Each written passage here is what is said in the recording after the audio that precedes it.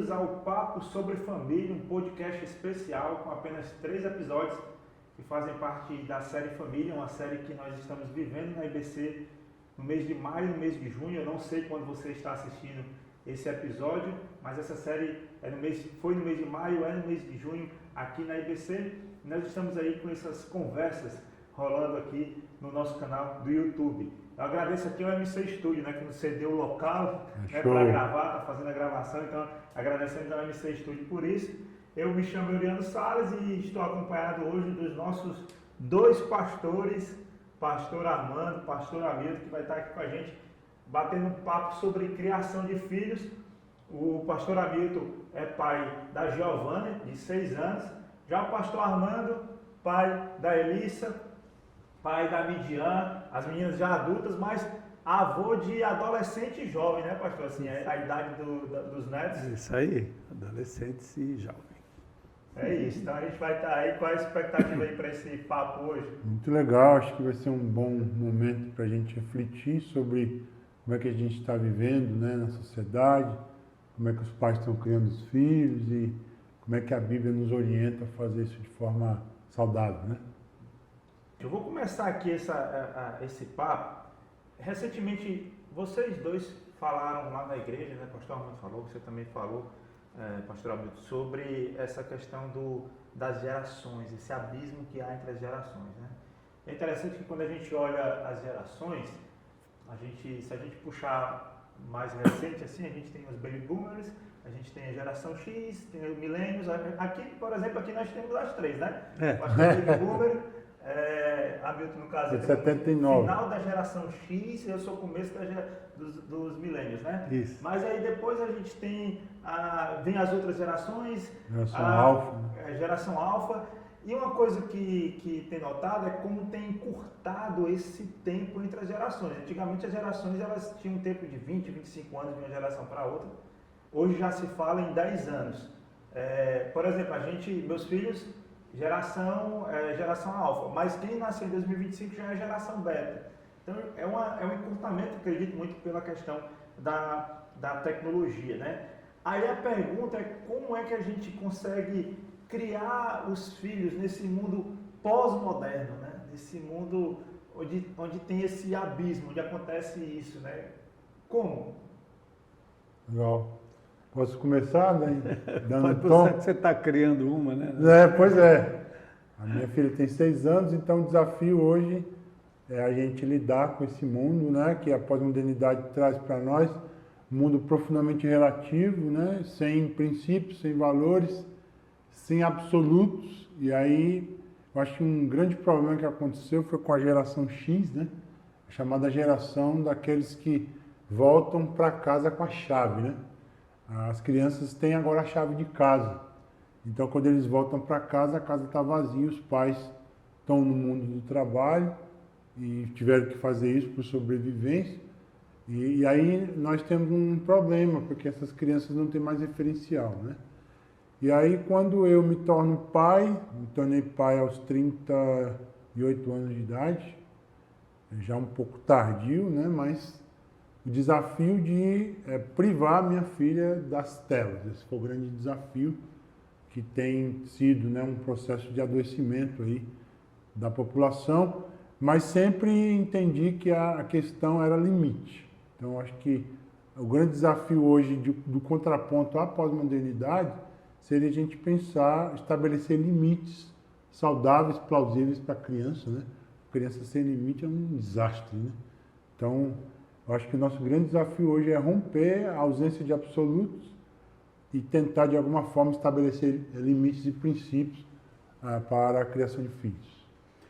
Eu acho que o que eu mais percebo, né, além da ausência de limites, é a ausência da relação mesmo, da relação interpessoal, da relação pessoal. Eu acho que à medida que a gente foi evoluindo, e óbvio, né, que o espaço entre as gerações ele diminui, porque obviamente na época que eu nasci, na minha geração, não se estudava gerações, né, porque tudo era um padrão único, já bem consolidado, né, do pai, a mãe, os filhos, avós, todos na casa, né, o que você tinha muito era o pai trabalhando fora, mas a mãe estava dentro de casa, o pai retorna para casa, tem mais tempo, não tem a distração dos eletrônicos, então isso propiciava maior comunicação e interação entre eles. Obviamente que a partir do momento em que tanto a televisão quanto a questão da internet, do celular,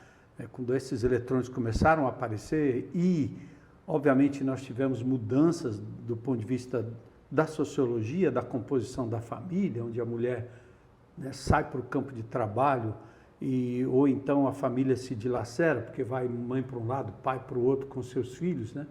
Aí você começa a ter não só a presença do celular e da internet, vamos dizer assim, mas principalmente a ausência dos pais, né? Para mim, esse é o ponto focal, o ponto mais importante, o ponto que é preciso resgatar. Eu acho que ainda é possível esse resgate, né? Mais do que pensar em retirar o eletrônico, é trazer a maior presença, a maior interação entre pais e filhos. Eu acho que até entre o avô e os netos, por exemplo, né? Eu vejo, eu já criei as minhas, né? Meus netos estão completamente fora e longe, obviamente, da minha casa, não crio nenhum, mas é impressionante como ainda eu vejo a sede que eles têm de interação com o avô, com a avó, de presença, de fazer comida. Minha neta liga outro dia e disse, eu quero nadar com o senhor, né? Então, o que ela está pedindo? Ela está pedindo uma presença, né? Ela está pedindo uma interação. Então, eu acho que isso, para mim, é a chave, é o distanciamento que essa geração hoje está experimentando, exatamente pelos mundos também criados pela própria internet, o distanciamento dentro da própria casa, você manda um WhatsApp do quarto para alguém que está na sala, né? Então, isso é uma loucura tremenda. Mas eu acho que é possível, no meio de tudo isso, a gente resgatar e diminuir essa distância. É o pai e a mãe entrar no mundo da criança para que a criança também possa entrar no mundo do pai e da mãe, assim, ter essa troca, né, vamos dizer assim. Né? Eu acho que é uma questão de resgate mesmo. Obviamente, né, se você consegue estabelecer um movimento, um crescendo na criação do filho, em que você prioriza a presença, né, o olho no olho, as atividades, etc., que você pode fazer em comum, fora da casa, ou mesmo na casa, mas que não separe pessoas, tudo bem. Mas se você já é pego numa situação em que você perdeu a mão, né? E seu menino, sua menina estão lá no quarto, entrando na internet, e eles não querem nem muita sociabilização com você. Ele não está clamando porque ele está suprido. Sim. E ele cavou para si mesmo, através da internet, os mundos, né? São mundos, são jogos e são os avatares que eles assumem, as personalidades com as quais eles dialogam, né? Então, esse é o mundo dele. Aí sim, cabe o que você está me dizendo. Eu acho que aí é o trabalho do pai entrar e mergulhar no mundo do outro. Eu sempre uso a ilustração da caravana, porque eu sou da época do Velho Oeste, gostava dos filmes do Velho Oeste, né? Exatamente. Então, Clint Eastwood e outros, né?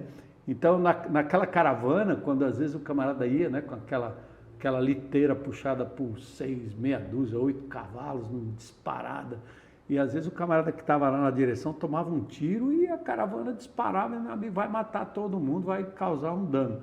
Então, o indivíduo com o cavalo, ele não para na frente para tentar parar ele, que está desgovernado, ele não vai resolver. Mas ele corre na mesma velocidade, e correndo na mesma velocidade, ele tem condições de pular e reassumir as rédeas para que, né, numa caminhada mais longínqua, média, ele consiga então frear ou dar a direção. Então eu uso essa mesma ilustração. Se você perder o fio da meada, reconheça e saiba que o teu adolescente, o teu jovem está vivendo em mundos paralelos que você desconhece e que provavelmente você propiciou isso a eles, né? Mas agora é hora de entrar. Sim. Então vem a história que eu contei recentemente, dialogando com o meu neto e perguntando a ele o que era o Roblox, como ele, né? Eu tinha lido, pesquisado, nunca joguei, nunca entrei, mas no meu diálogo com ele ficou admirado que eu sabia um pouquinho sobre o Roblox e até pela pergunta feita eu já abri uma janela. Né? E ele, como doutor no assunto, deu uma aula para mim de Roblox, me permitiu fazer perguntas, ele não se sentiu censurado, né?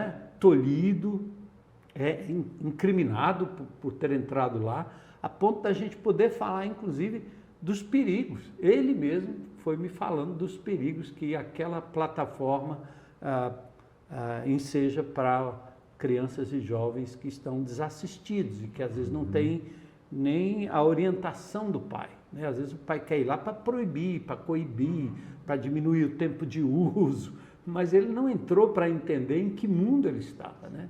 E isso requer tempo. Eu quero até depois ouvir o pastor Hamilton, que tem a Giovana, né, que é criança, mas lá em casa, por exemplo, a Rosinha deixou muito claro que a Liz, ela vai fazer já 9 anos, mas sem acesso a celular, né? Então, até então, não tem previsão de quando ela vai ter um. Mas tem um acesso à TV, e o acesso à TV, eu fiz questão de que fosse na minha conta do YouTube, por exemplo, porque eu consigo, na minha conta, eu consigo ver o que é que está assistindo, né? Até que a minha conta é dominada por galinha pintadinha, por essas coisas aí. Pai de criança. Pai de criança é isso, né? Mas eu estou lembrando de uma vez que e a gente acaba assistindo muito, porque está ali, então assiste junto com a criança, enfim, aquela coisa toda. Eu estava lembrando de um filme que teve da Disney, e aí nesse filme tinha pessoas que criticavam o filme, outras não, que era aquele Encanto, eu acho que era uma coisa assim.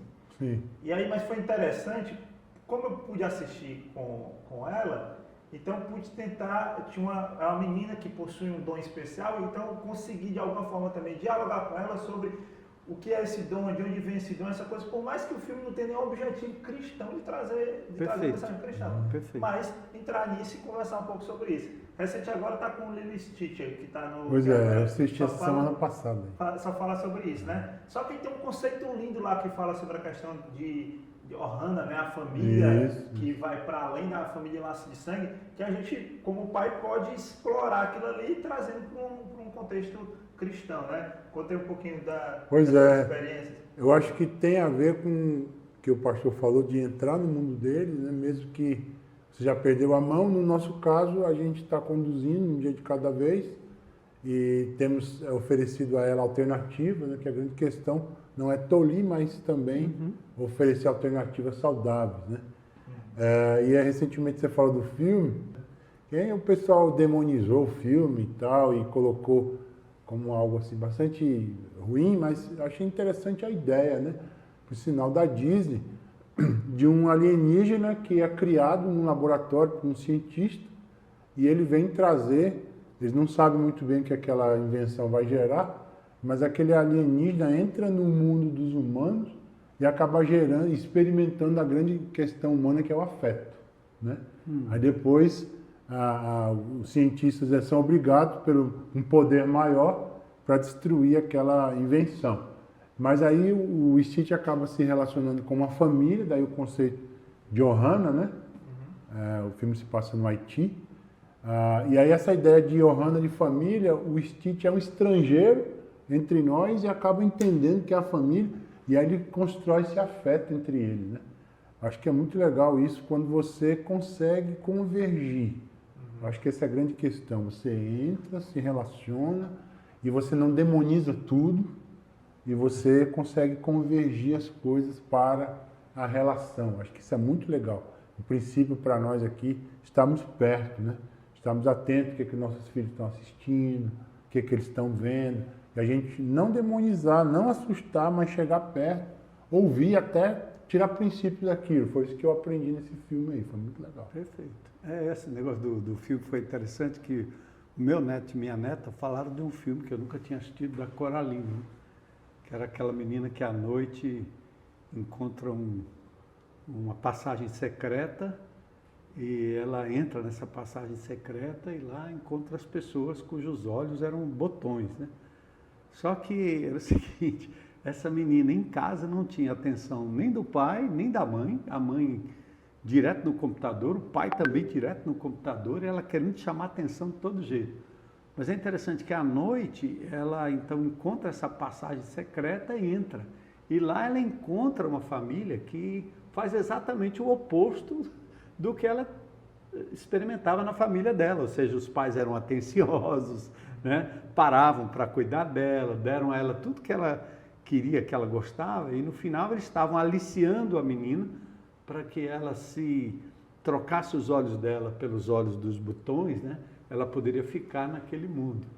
Mas na verdade era uma cilada, né? Porque no final ela acaba retornando à família e entendendo que o melhor lugar era na família dela, né? Que ela podia crescer ali. Um filme de 2009, eu acho, antigo, mas muito interessante. Aí você se sentar para assistir com a criança, que aí vem a questão do tempo, né? Que a maioria dos pais não faz isso, né? Que é exatamente sentar e junto com a criança, né? E aí extrair dali princípios interessantes. Me parecia as Crônicas de Nárnia, né? Tinha muito a ver com, parecia aquela coisa do armário, né? De entrar, ter um outro mundo e tudo, que é o que acontece com as crianças quando elas entram nesse mundo da internet e do jogo. É interessante porque o senhor falou um filme ali de 2009, alguma coisa assim.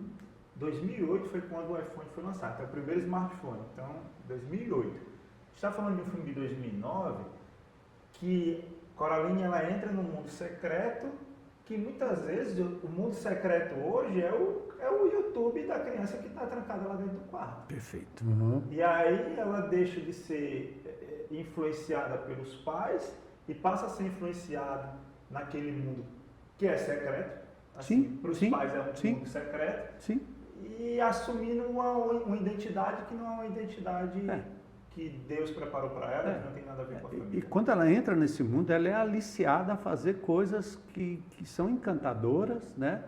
E de repente vem uma história de um sacrifício, né? Então nem sempre o que se encontra do outro lado é algo que realmente a criança, vamos dizer assim, pode sair incólume, né? Às vezes ela sai dali marcada, né? Querendo fazer algo consigo mesmo. Aí tem as histórias de indução ao suicídio, né? O lidar com espíritos, né? Crianças que se automutilam como desafio, são levadas a fazer coisas como se fossem gincanas, mas são gincanas que prejudicam, né? Tomar coisas que vão fazer mal, fazer coisas com o próprio corpo que vão fazer mal, enfim, eles entram naquele mundo e aquele mundo alicia a criança e depois, obviamente, explora. Esse filme da Coraline mostra um pouco disso. Que no princípio você olha e diz assim, que legal, até você aplaude, né? Quando eu estava assistindo, eu disse, puxa, que legal, a menina encontrou o contraponto daquilo que tinha no mundo real. Mas no final, né, depois disso, você vê que as coisas vão mudando e acaba sendo mal. Porque o melhor lugar do mundo ainda é o lar, né? Papai, mamãe, perfeito no sentido, não perfeito no sentido de não cometer erro, mas o melhor lugar ainda é o nosso lar, ainda é a nossa casa. Por isso que a Igreja de Jesus, ela trabalha para restaurar, para reconstruir, para trazer de volta ao lar. Eu acho que essa é a grande jogada, né? E que a gente como igreja tem trabalhado isso, quer dizer, tentado, como nós fizemos no último piquenique da família, fazer com que papai e mamãe pudessem ter tempo de pular corda, de brincar, de jogar bila, pôr o pé no chão, fazer piquenique, pausar, parar, e não aquele corre-corre, joga lá qualquer coisa para a criança, inclusive prejudicando do ponto de vista da alimentação, né? Porque os pais já não têm mais tempo nem de cuidar disso. O que importa é dar o que a criança quer. Mesmo que ela apresente birra, que ela grite, que ela faça qualquer coisa, o negócio é calar a boca, dar o que ela quer e o que ela quer pode ser muito prejudicial. Sim. Muito bom. A gente está falando sobre essa questão de entrar no mundo da criança, que é uma realidade desse mundo pós-moderno. Mas tem horas, a gente como pai sabe disso, que tem que puxar ali a orelha, tem que chamar no canto, tem que agir com disciplina, né? Eu já tive que lidar várias vezes assim com Liz, hoje nem tanto, mas Davi tem 2 anos. É um pecadorzinho danado. Aí ontem eu estava na casa da minha sogra e a minha sogra, eu falei assim, Davi, não faça isso não, a minha sogra, não fala assim com o bichinho não, que ele é só um bebezinho, não sei o que. Não, mas ele entende, ele vai entender bem direitinho. Ele sabe que quando pegar a chinela que é alguma coisa, eles sabem do que é que se trata. Então, eu estou falando desse contexto porque a gente acompanha, a gente está inserido nessa situação, né? A pergunta é sobre essa questão da disciplina, né? E olhando até de forma bíblica, né?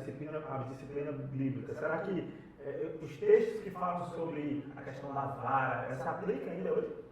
Opa, polêmico? é polêmico. Polêmico. Os psicólogos vão dizer para nós aí. Polêmica. Primeiro você vai ter problema com o ECA, né? O Estatuto da Criança e do Adolescente. Que eu acho que foi instituído aí, não sei se foi... Anos 90. Anos 90, né? E o ECA, ele tem uma diretiva, né, que impede que seja dado qualquer tipo de disciplina que a criança possa ter um sofrimento corporal, vamos dizer assim, né? Algum tipo de sofrimento. Então, ele evita completamente. Depois veio, né, era chamada Lei da Palmada, né? Depois teve uma outra lei que entrou, inclusive com o nome de um menino, um tal de Bernardo, eu acho que em 2014 eles fizeram uma reformulação, e veio exatamente esse momento em que eu acredito que essa lei veio para coibir os abusos, porque há muita violência doméstica. E violência doméstica entre marido e mulher, e violência doméstica entre pais e filhos, né? Então, antes de a gente falar sobre a orientação bíblica, ao meu ver, eu acho que cabe a gente compreender que, assim como o machista, né, o homem machista, ele acaba massacrando a mulher, e aí o feminismo se levanta, né, como contraponto de uma exploração, a gente também tem que compreender que há muitas crianças que são, de verdade, lesionadas, né, por uma pretensa disciplina que o pai dá, que aí é a total ausência, a impaciência, a ira, que é descarregada sobre a criança. Então, tanto o Estatuto da Criança e do Adolescente e as leis que implementaram depois, né, transformando inclusive a chamada Lei da Palmada na Lei Menino Bernardo, acho que foi em 2014 que foi sancionada, e esse projeto tinha a ver com um menino que foi também abusado, não por violência, foi até envenenado, acho que dentro da casa, etc. Então, eu entendo e compreendo hoje uma família que for vista disciplinando fisicamente uma criança, ela pode ser passiva de... não vai preso, mas tem algumas medidas, alguns processos e algumas medidas que os pais têm que tomar. O termo hebraico, eu não quero ser técnico aqui, mas só para dar um pano de fundo para a gente poder entrar na situação. O termo vara ali é o mesmo termo para cetro, né, que era usado pelo rei, é o mesmo termo para cajado, que era usado pelo pastor de ovelhas, então é o mesmo termo. A gente sempre achou que era uma varinha do tipo, daquelas como é? Tem uma gameleira, né? Marmelo, né? Marmelo, né? Um marmelozinho, que é aquela vara que dói que só, né?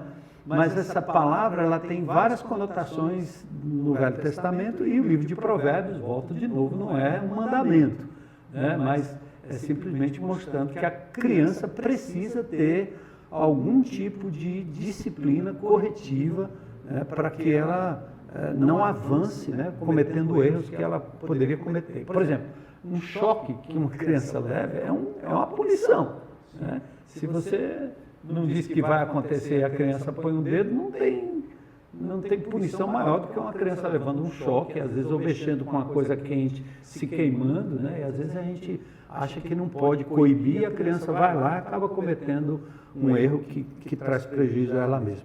Então, primeiro, essa perspectiva de que a vara, ela tem um pouco dessa coisa de conduzir a criança tal qual o pastor conduzia as ovelhas com a vara.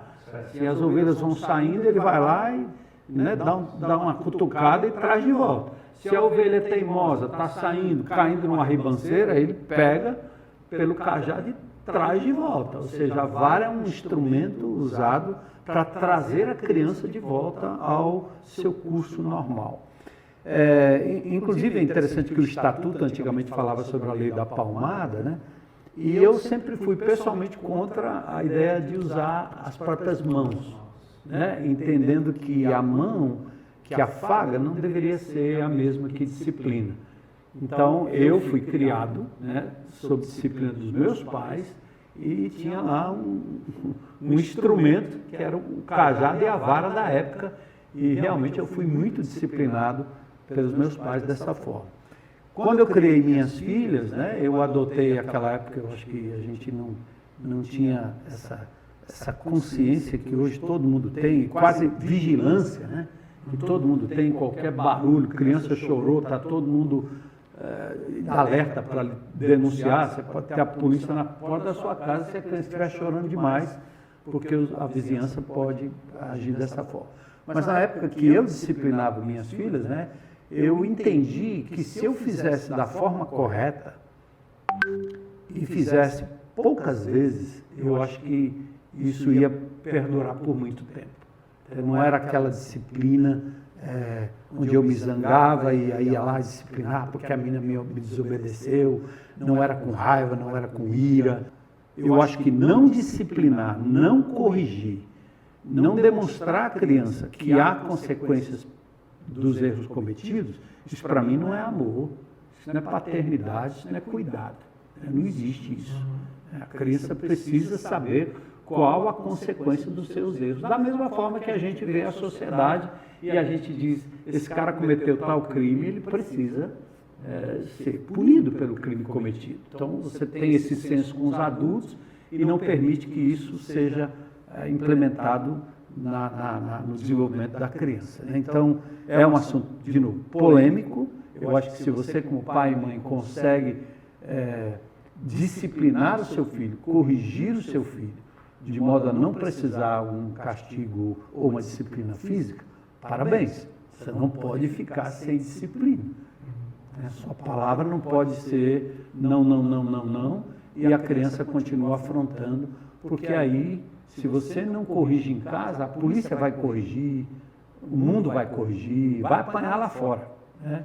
Então eu não estou recomendando ninguém aqui que saia batendo do seu filho, mas se o fizer, inclusive, só para fechar aqui, há advogados que, analisando o próprio Estatuto da Criança e do Adolescente, embora fosse chamada a Lei da Palmada, eles defendem que não existe uma proibição desse tipo de disciplina. Não existe. Né? O que existe é, na verdade, uma prevenção para que não haja violência em excesso.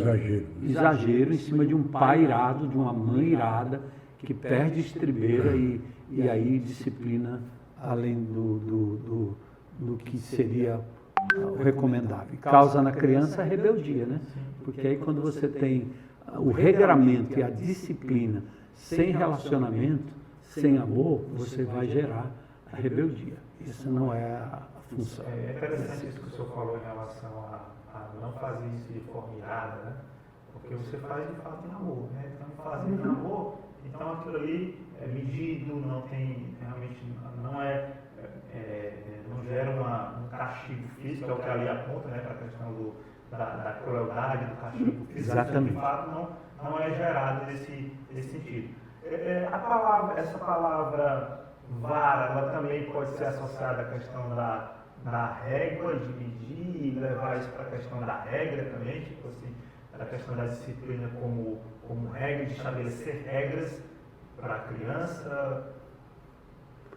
Eu acho que aí seria, não é nem uma forçação de barra, mas é mais uma aplicação legítima, não é o que o texto diz, né? Porque eu não percebi no termo bíblico a ideia de medição, mas é interessante, né? Porque de qualquer maneira, quando você, como pastor de ovelhas, por exemplo, você estabelece que o rebanho tem que andar por aqui, e você vai à frente do rebanho, aí uma ovelha sai fora, o cajado é a medida. Você está indo por um caminho que não deveria andar. Então, eu estou estabelecendo uma medida, um parâmetro, uma cerca. Né? Não existe, gente, não existe para a criação de filhos um tipo de educação que não estabeleça limites. E cujos limites, sendo ultrapassados, não tenham consequência. Não existe isso. É uma coisa que você dizer assim, eu vou criar uma filha, uma criança, de 5 anos, 4 anos, 3 anos, no 9º andar sem paredes. Né? Você coloca paredes, você coloca muros, você coloca uma tela. Né? Exatamente, são limites que você estabelece. Mesmo que ela queira voar, ela não vai voar. Mesmo que ela queira ultrapassar, ela não vai ultrapassar, porque você estabeleceu limites. E a criança não gosta de limites. Né? Para ela, não parece bom. Hebreus fala sobre isso, né? A disciplina de Deus. E depois ele diz que o pai que não ama o filho não disciplina. Né? A ideia é mais de disciplina. A palavra melhor usada é disciplina do que castigo, né? E a palavra disciplinar significa exatamente isso. Leva para o caminho, leva de volta para o caminho. Estabelece limites. Então, a vara pode ser usada nesse sentido? Pode. Mas é mais uma... Eu acho que quando a gente pensa em educação de filhos, mais do que a própria regra, né? O pastor falou que a regra sem relacionamento causa rebeldia, é muito mais um relacionamento estabelecido e os princípios postos, né? Eu acho que antes da disciplina, o ensino primeiro, né? Então você ensina, você diz como é, você adverte, talvez no segundo momento verbalmente, no terceiro momento seria mais essa restrição. Mas também é uma coisa que a gente tem que tomar cuidado para não viver todo o tempo disciplinando sem ensinar primeiro, né? Então você vai criar uma criança bastante rebelde, você vai criar uma criança para dentro, introspectiva. Eu conheci bastante amigos meus que foram criados debaixo de pau, né? De disciplina, e você eles criaram um garoto para dentro, introspectivo, né? Você cria uma personalidade introspectiva quando você não deixa que a criança fale, se posicione, né? Não é disciplinar, não é coibir, não é coagir a criança, mas é de alguma forma chamar a atenção à consciência e a autonomia do fazer e do pensar. Né? E é interessante, eu vejo muitos exemplos assim. Às vezes eu vou para a Lagoa, para algum lugar, e as famílias levam as crianças. Né? Eu fico impressionado com o número de nãos. Assim, tudo não é não. Né? Não, menino, não, menino, não, menino, não, menino, não, menino. Aí eu chamo o pai de lado ou a mãe, eu digo, minha irmã, você está gastando seu repertório de não. E outra coisa, não está adiantando nada. Porque você está falando não, a criança está fazendo do mesmo jeito, né? Então, aquilo que você falou, é economizar o não para que seja efetivo quando você tiver que dizer não. Né? Eu pensava assim comigo, o meu raciocínio. E eu tinha quase certeza que isso daria certo. Se um dia minhas meninas pequenas estivessem comigo ali na calçada andando e elas decidissem atravessar a rua sem perceber o perigo, a minha voz de comando as faria parar. Eu sempre pensei nisso. Eu acho que talvez eu até estivesse totalmente enganado e seria frustrado, né? Mas era do tipo assim, quando eu dizia não, do supermercado, do shopping center, sabe? Quando ia pegar um brinquedo, uma coisa que está ali na exposição, mas não era para pegar, né? Pegar um doce que não era para pegar. Pode pedir, pode olhar. A gente dizia, nós vamos para o shopping, mas o shopping é lugar para a gente olhar, não é lugar para a gente pegar. Nós só vamos pegar se realmente for permitido pegar e for preciso pegar. Então, o não, eu procurava não gastar, entendeu? E aí dá liberdade à criança, para ela ser criança, né? Dialogar quando você perceber que ela está fazendo algo errado e não necessariamente coibir, ir para cima, dizer não. É uma loucura o que a gente está vendo hoje, né? Com os pais e a relação dos filhos. Não deixem os pais brincar, as crianças brincarem. Outra bênção do nosso campus e da nossa IBC são os pais, muitos que nunca fizeram isso, dizendo, olha, meu filho está por aí, eu não deixaria não, mas agora eu estou confiante que ele está por aí. Eu disse, fica de olho, de longe, mas não saia talhando o menino e coibindo ele de fazer coisas que é natural da criança, mexer, se sujar, derramar, né? Até quebrar às vezes, né? Então, eu acho que esse é um ponto fundamental, que é instruir, e aí vai muito, né, de novo, da disposição de educar, da paciência, da presença, da observação, da escuta, né, de ouvir quando vai ficando numa certa idade. Eu acho que a partir de 6, 7, 8, 10 anos, amigo, você tem que escutar muito, você tem que ouvir muito, né, sobre os sentimentos que ela está tendo, por que ela está fazendo assim, por que ele está fazendo desse jeito, né? Aí você entra quase como um psicólogo, fazendo perguntas, né, e tentando aí sim se Sobre essa direcionar. questão do não, quando não existe um consenso entre pais. Porque às vezes tem um pai que é omisso e a mãe diz o não, o pai vai lá e diz o sim. Eu já caí numa dessa, de a mãe dizer uma coisa e eu não concordar e eu dizer outra coisa. Foi um problema que gerou na casa. E eu tive que aprender a mesmo não concordando em alguns pontos, chegar diante da criança, né, diante dos filhos, de manter a mesma opinião da mãe para que não haja esse conflito. Eu acho que nós temos que pensar, essa criação de filhos tem a ver também com um casal, né? Se for o caso, ou uma mãe, um pai. Hoje temos várias configurações de família, mas se está falando em relação marido e mulher, determinadas coisas têm que ser antecipadas, né? Então, eu tenho já certa relação com a minha esposa para ela saber decidir sim ou não. Mas se ela decidiu sim, eu preciso mostrar para a criança que nós somos um e aquela decisão vai ser, né, estabelecida. Se eu não concordei, eu chamo depois. Porque se você discorda, né, se o marido discorda da mulher na presença da criança, você vai gerar uma consciência da criança que ela vai saber que tem um lado da corda que é mais fraco. E ela sempre vai fazer uso desse lado mais fraco. Né? Geralmente o pai, assim, não, fale com sua mãe. Né? A gente acaba, né, o pastor falou domingo sobre omissão, né? Então, a gente está se omitindo de conduzir essas crianças e um passa para o outro, né? Então, o pai, não, fale com sua mãe. Aí depois ela vai lá falar com a mãe, não, fale com seu pai. Quem é que decide, né? Então, quando a gente fala de disciplina, a gente também padece do desequilíbrio da relação da própria família, que a criança olha e não tem um referencial. Né? Então, acho que isso é importante.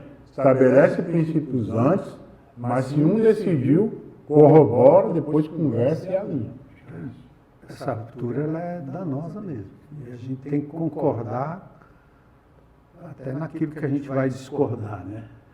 E quais são as proibições. É por isso que, de novo, eu acho que você foi muito preciso nessa história. A criança percebe, né, quando os dois não estão andando de acordo, né? Amostra 3, né? Vão andar dois juntos se não estiverem de acordo, ela vai perceber. Então, se sua mãe disse, está dito. Não sei nem o que é, nem qual foi a razão, não interessa. Eu não vou contradizer sua mãe. Quer dizer, esse é o pensamento, né? Você não deve fazer isso, dar uma opinião contrária àquilo que é a ordem já estabelecida, seja pelo pai, seja pela mãe. Os avós, então, é que não deveriam se meter em situações de educação de filhos, né? A não ser que você pegue a criança e leve para a sua casa. Lá você faz suas regras, tudo bem, né? Mas não dentro da casa onde os pais estão lá, ou sair e você quebrar totalmente as regras. A criança é muito esperta, ela vai saber quem é quem, essa discordância não traz unidade e nem ajuda a criança a compreender. Muito pelo contrário, se concordam, a criança entende o que é uma unidade de família, de casal, e ela vai aprender com isso e respeitar isso, mesmo não gostando. Mesmo não gostando. Eu tenho a minha filha que vai fazer 9 esse mês, né? Então daqui a pouco está chegando ali na adolescência. E eu vejo uma menina muito esperta, curiosa, quer saber das coisas, né? Então se interessa por vários assuntos. Gosto muito de matemática, de ciência. E uma das preocupações que começa a surgir como pai é ir lá na frente se ela duvidar da fé. Então, como é que a gente pode falar para pais que têm enfrentado isso com seus próprios filhos, né? Chega algum momento em que a criança foi criada na igreja, mas ela parece que, não quero mais isso, eu não quero mais isso, enfim, como lidar com essa situação? Eu acho que eu posso só dar um palpite e falar um pouquinho da minha experiência, né? Se é que é válido. Toda vez que eu vejo essa situação, eu vejo crianças e adolescentes, aliás, que eles se revoltam ou abandonam a igreja. A igreja que simboliza o quê? Os ritos, os programas, né? aquela frequência, a liturgia, a hierarquia, o jeito de ser, enfim. É difícil você encontrar, até pela experiência que eu tenho visto, alguém que está dizendo que Deus não é Deus só por causa do conceito de Deus. É muito mais pelo que se vive na igreja. Então, para mim, a coisa mais importante na construção da minha relação com as minhas filhas era fazê-las compreender que Jesus é Jesus, não tem nada a ver com essa rotina que a gente tem aqui de todo domingo ir para a igreja. Né? É um Cristo presente, é um Cristo da história, é um Cristo dessa palavra, que você pode questionar, você pode fazer perguntas, que você pode ter dúvidas, eu também tenho, mas a minha relação, ela é acima de tudo com Deus, e por isso que essa história de você levantar, orar, ler a Bíblia, eu nunca fiz culto doméstico, nunca, na minha casa. Sendo pastor, eu tinha minhas filhas me ouvindo pregar, me ouvindo ensinar a palavra numa aula, isso, aquilo. Então, eu disse, isso aí eu já faço, elas já sabem. O que eu quero é dar para elas o modelo de alguém que tem uma relação íntima com Deus, pessoal. Pronto. É aqui que eu vou construir minha base. E vou induzi-las, levá-las, orientá-las a que elas assim procedam com um Deus que está em todo canto, em todo lugar. Então, para mim, no meio do mar, no meio da montanha, no meio do deserto, falar de Deus era a melhor coisa do mundo, para que elas tivessem uma percepção de um Deus que não estava lacrado na rotina da igreja, certo? Então, se mais tarde acontecer uma dúvida, para mim eu tentaria discernir entre se é uma dúvida quanto à fé na existência de Deus, e se é uma dúvida em relação à validade das Escrituras, ou se é uma dúvida em relação ao cristianismo, como ele é vivido, como é visto, ou coisa do tipo. Minha filha, Elissa, teve essa crise de fé, tendo vivido com todas essas prevenções pastorais e pessoais. Ela vai para os Estados Unidos, passa um ano lá como americana, se envolveu com uma série de pessoas lá, lendo, conversando, dialogando, e chegou a um ponto que ela passou a duvidar da existência de Deus, da veracidade do cristianismo. Isso foi um choque para mim, não posso negar, mas eu tive que manter a tranquilidade e quase pausar o meu ministério para retornar ao diálogo e saber quais eram as dúvidas, o que estava acontecendo de verdade. E isso é normal, eu acho que todo adolescente vai passar por essa fase, por essa crise, e eu acho que a gente até não deveria ter a ilusão de que isso em algum momento não fosse acontecer. Eu gosto sempre de pensar no pior para colher o melhor, no sentido, eu estou pronto, estou pronto. Então, quando aconteceu, claro, eu me assustei, opa, tá aqui, né? Uma coisa é você esperar, outra coisa é você vivenciar. Então, foi naquela hora que eu falei para ela, eu entendo, e eu gostaria muito que você me ajudasse a compreender quais são suas dúvidas, eu quero lhe recomendar uma leitura, você topa ler? Topo. Aí mandei o C.S. Lewis fazer o trabalho, Fui lá fazer uma visita nos Estados Unidos, amei, procurei uma brecha para que ela pudesse me dizer o que é que de verdade ela estava pensando, mas àquela altura ela já tinha reconsiderado, as dúvidas de Deus, já tinha feito. C.S. Lewis chegou... Puro e simples na veia. Na veia, exatamente. Bem puro, né? Aí o C.S. Lewis fez o trabalho por mim, né? Mas eu acho que, de novo, se você plantou durante a infância, durante a juventude, a adolescência e a juventude, você plantou um cristianismo pautado num Deus pessoal, num encontro com Deus, na palavra de Deus, como exemplo, não como ensino, como exemplo, principalmente. E nas oportunidades em que você pratica Deuteronômio 6, ensinando a relação com Deus na caminhada, pode ter certeza, as dúvidas virão, os momentos virão, mas mais cedo ou mais tarde, eles serão convencidos pelo Espírito de Deus. Eu não perdi essa esperança e até aqui deu certo. Eu tenho netos que têm relações com o cristianismo que são completamente diferentes e totalmente diferentes das minhas filhas. Nenhum deles, nenhum dos meus netos estão em igreja da mesma forma que as minhas filhas estiveram. Mas frequentam, vão, né?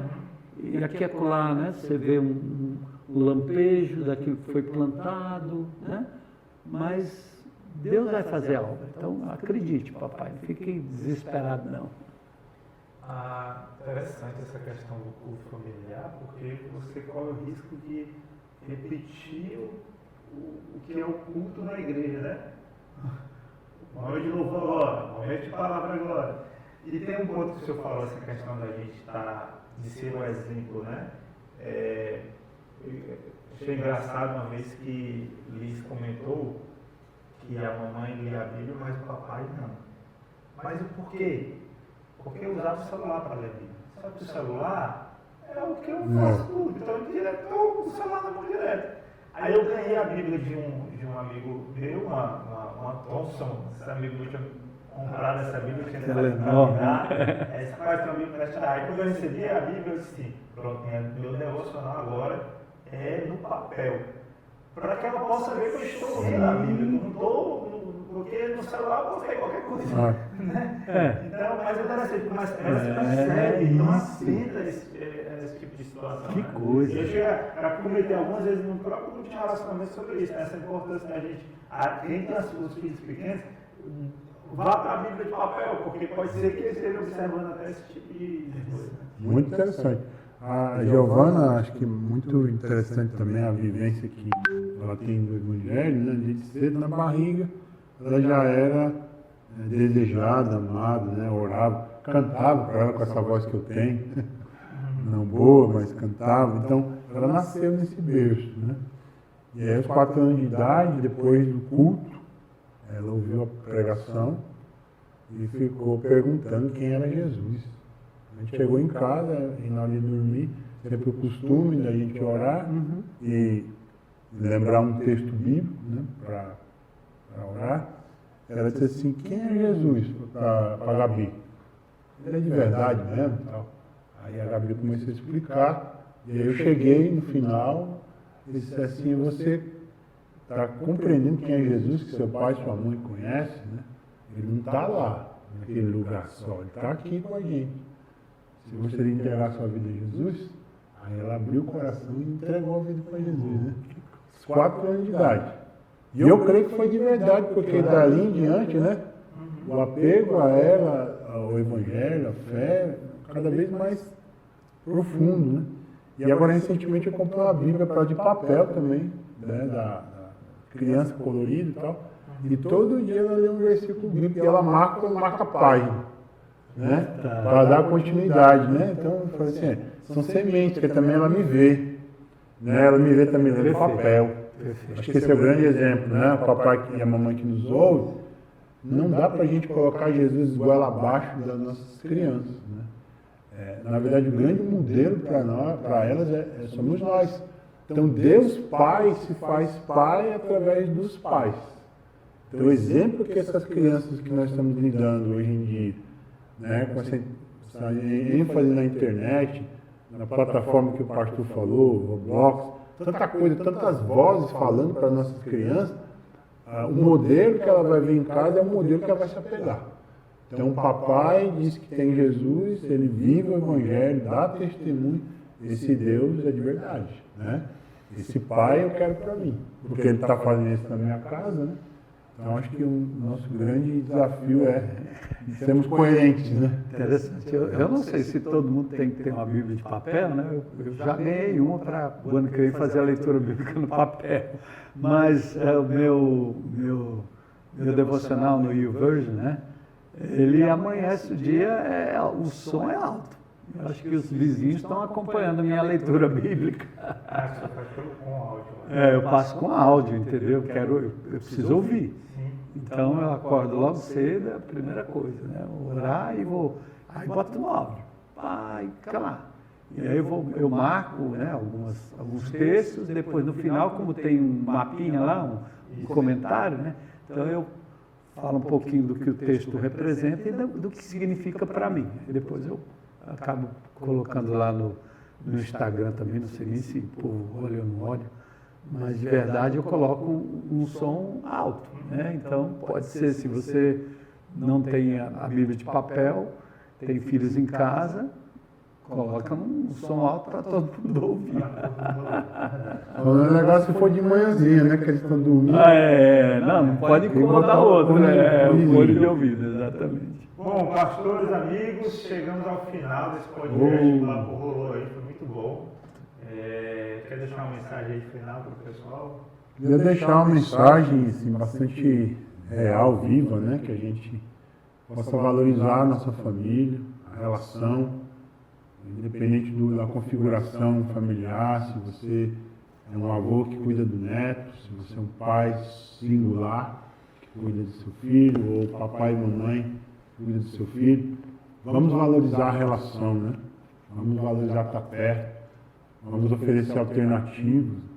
Lá em casa eu instituí um momento que a gente tem, pelo menos tem 3 momentos no nosso mês, que é um dia eu e a minha filha, né? A gente chama o dia da princesa, um dia que eu ouço o coração dela, a gente vai brincar de patinete, vai andar de bicicleta, é esse momento do coração. Né?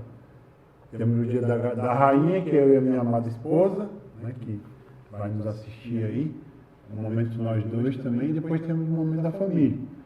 Isso às vezes quinzenal, às vezes 20 dias, não importa a questão da frequência e da agenda. O fato é que precisamos estar perto. Então você que está nos assistindo aí, valorize a sua família, seja perto, priorize pessoas e não coisas, e não objetos, né? Então que Deus possa te abençoar e que você aprenda aí em Deus aí a disciplinar, a dar limites, a, de alguma forma conduzir seus filhos para o caminho correto, tá bom? Então, foi um prazer aí estar com vocês. É bom. O que eu deixaria aqui é que a coisa mais preciosa na minha relação com Deus não é o que Deus pode me dar, é quem Ele é e a presença dEle. Então eu diria que essa relação ela deve ser o modelo para a relação pais e filhos. Menos presentes e mais presença. É o que de verdade eles querem, é mais do que eles anseiam, é mais aquilo que eles realmente precisam, mais do que qualquer coisa. Então, seus filhos precisam da sua presença, da sua atenção, do olho no olho do olho, né? Olho no olho, presença, toque, tempo. E eu acho que é isso que Deus nos dá, e é o melhor tesouro e a maior riqueza, presença. Bom, a gente chega ao final desse podcast e nós teremos, ou temos, dependendo de quando você esteja assistindo, outros 2 episódios. Um vai falar sobre a saúde financeira da família, outro vai falar sobre a questão da ansiedade, da depressão, alguns transtornos que atingem hoje as famílias. Então, te convido a assistir esses episódios também. Muito obrigado, pastores. É um prazer estarmos aqui.